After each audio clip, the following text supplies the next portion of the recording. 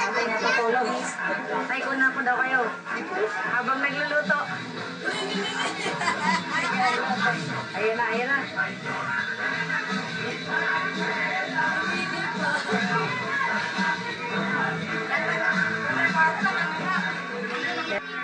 Kamahalan, sarap ng kain mo ah.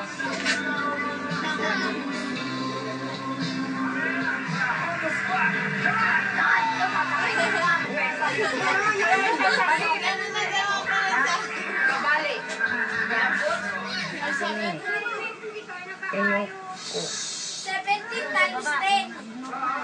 Kinukunan ko yan sila habang naghahalo ng ang spaghetti si nanay.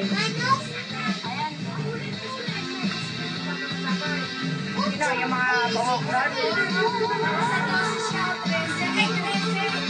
Ay, bakit siya? Yun o. Eron! Eron, tawagin mo si Pipoy!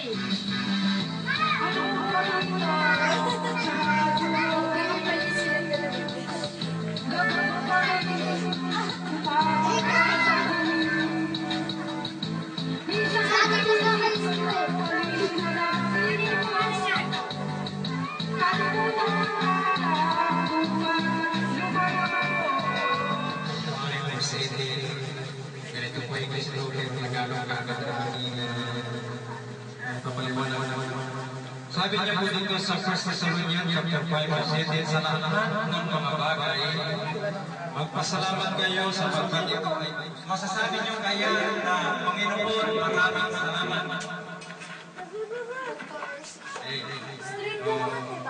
Ito po yung isang katanungan na sa lahat ng mga bagay ba tayo ay magpasalamat. Kung ating ay kung tayo po ay kumikilala sa Panginoon, ginusto man o hindi, sa lahat ng dumating sa atin, pinakilala po na tayo pinasalamat sapagkat ito ay kagustuhan ng Panginoon. So, ito po yung kasasalamat ng Thanksgiving sa celebran ng si Michaela. So, ano po yung kahulugan ng Thanksgiving na ang Panginoon Jesus ay binibigay niya lahat ng ating pagkakas. Hindi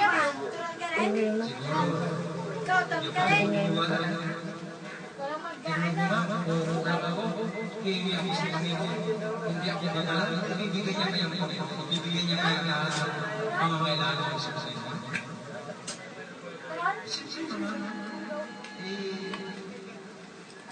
Tulungan natin ang ating sarili para tayo.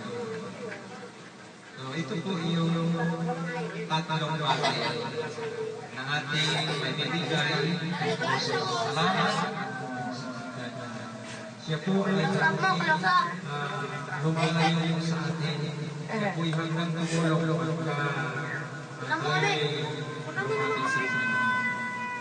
Yung kamukha ng mga boloks eh. Ang mga boloks mukha nyo.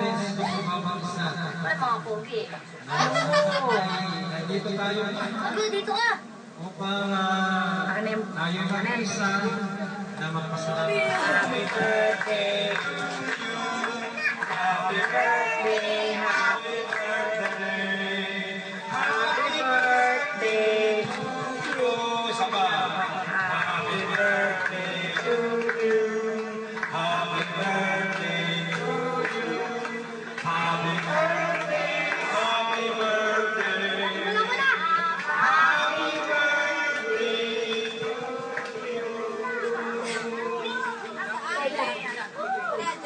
you. Okay, yung silipran pa natin na